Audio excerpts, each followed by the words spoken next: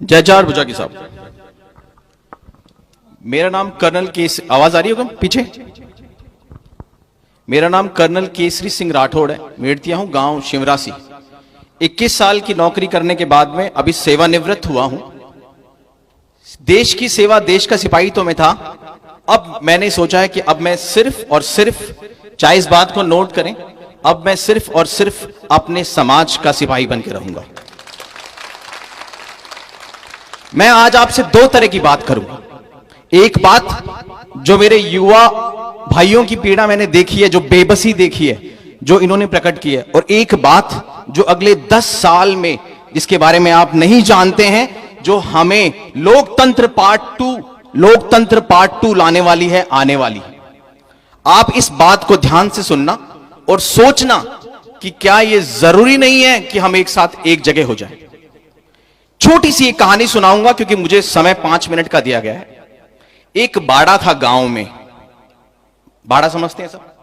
मैंने थोड़ी, हमारी मारवाड़ी थोड़ी वीक है तो मैं हिंदी में कंफर्टेबल हूं। एक बाड़ा था गांव में। उस बाड़े में किसी ने मुर्गियां पाल रखी थी। मुर्गी ने बच्चे, अंडे दिए, उसके बच्चे हुए छोटे छोटे चूजे, 15, 20, 25।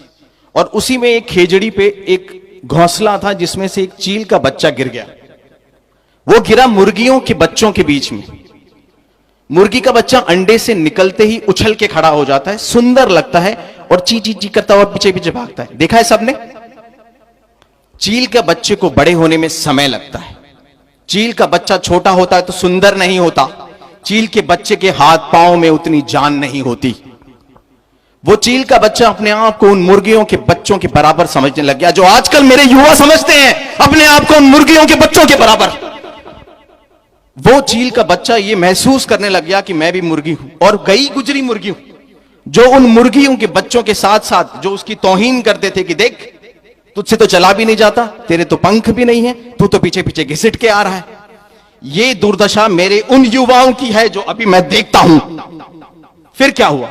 समय गुजरता गया, वो चील का बच्चा बड़ा होता गया, पंख आए, मगर मेंटली टूट चुका था वो, जो मकराना में हम टूट चुके हैं। मेंटली टूट चुका था वो।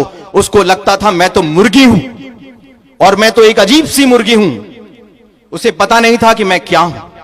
फिर एक दिन एक चील आई जो उस पेड़ पे बैठी थी, इन्हीं हमारे सरपंचों जैसी, इन्हीं हमारे राजपूत युवाओं जैसी, हमारे कर्नल साहब जोधा जैसी। जिसने पहचाना उसे बोला, अरे भाई, अरे बेटा, तू ये नहीं है जो इनके साथ है, तू अपने आप को पहचान। नहीं पहचान पाया, देखा ही नहीं था कभी उसने। फिर जब उसने उसको समझाया, उड़ के दिखाया और एक हाथ खोल के झापड़ मारना सिखाया, तब उसे समझ में आया वो क्या है। और जिस दिन उस चील के बच्चे ने अपने पंख खोले और एक झपीड़ मारी, तो आप सोच सकते हो उन मुर्गियों के साथ में क्या हुआ। तो मेरे चील के बच्चों, मुर्गियों के बीच पड़ के अपने आप को मुर्गी मत समझने लग जाना। ये जो चीलें उड़ रही है ना छोटी छोटी जगह पे, इनसे शिक्षा लो। अभी समय आ गया, हमें झापड़ मारना है। अब क्या झापड़ मारना है, मैं आपसे वो टेक्निकल बात करूंगा। आज के करीब 70 साल पहले हमें लोकतंत्र का आगाज हुआ और हमारी 2.5 से 3 पीढ़ियां खप गई हैं क्योंकि राज चले गए। और उस समय रिमोट कंट्रोल राजा महाराजाओं के पास था। हम समझते ही नहीं थे कि लोकतंत्र क्या होगा और लोकतंत्र में क्या होगा। आज 70-75 साल के बाद हमने ये पहचाना है कि हमारी ऐसी तैसी हो गई। क्यों हो गई ऐसी तैसी? और वो जो बुद्धिजीवी वर्ग ऊपर बैठा है वो भी पहचान गया है कि 5000 साल से 10,000 साल से, सतयुग, त्रेता, द्वापर, कलयुग से अगर एक वर्ण व्यवस्था बनाई गई थी, अगर एक समाज में क्षत्रिय को स्थान दिया गया था, युद्ध करने की जगह दी गई थी, अगर वो प्रशासन में थे, एडमिनिस्ट्रेशन में थे, अगर आज 70 सालों से उनको उठाया है या हटाया है, तो वो जो भेड़ें थी जिनके आपने गिन लिए और उनको वहां बैठा दिया। भेड़ों की भीड़ ने जब लोकतंत्र पे कब्जा किया, तो आज आप देख रहे हैं क्या हो रहा है। ये जो बच्चे कह रहे हैं, ये हो रहा है। अब मैं आखिरी में 2 मिनट में आपको कुछ सांकेतिक रूप से टेक्निकल बात बताना चाहता हूं। मैं 21 साल की नौकरी करके आया हूं और मैंने देश के करीब हर राज्य में नौकरी की है। और मैं राजनीति और नॉन राजनीतिक बुद्धिजीवियों से, जो आईएएस भी हैं क्षत्रिय समाज के, आईआरएस भी हैं, आईपीएस भी हैं, उनके साथ बैठा हूं। ध्यान देने की बात यह है, मोदी और योगी जो बीजेपी में हैं, उन्होंने इस बात को समझा है कि 45-42 सीटें हैं लोकतंत्र में, लोकसभा में, उसको 750 करने की जरूरत है। यानी कि वो लोकतंत्र का दूसरा पड़ाव, 1.5 गुना लोकतंत्र बढ़ने वाला है। यानी कि हर चीज का परिसीमन होगा। यानी कि हर पंचायत समिति से लेकर, हर जिले से लेकर, हर राज्य से लेकर देश में 1.5 गुना हर चीज बढ़ेगी 5 साल में, 10 साल में, 15 साल में। यानी अगर 50% लोकतंत्र तब आया था तो 25% लोकतंत्र अब आएगा। उस टाइम हमारा रिमोट कंट्रोल उन राजा महाराजाओं के पास था, अब हमारा रिमोट कंट्रोल हमारे पास होना चाहिए।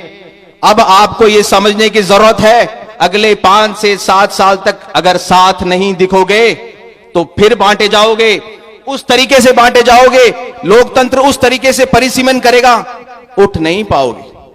आपसे निवेदन करता हूं, जो आज सरपंच हैं, किसी पद अधिकारी भी हैं, किसी लेवल पर बैठे हुए हैं, कि मेरे इन युवाओं के उस भविष्य के लिए, इस परिसीमन के लिए एक साथ अगले 2.5 से 3 साल दिखना जरूरी है।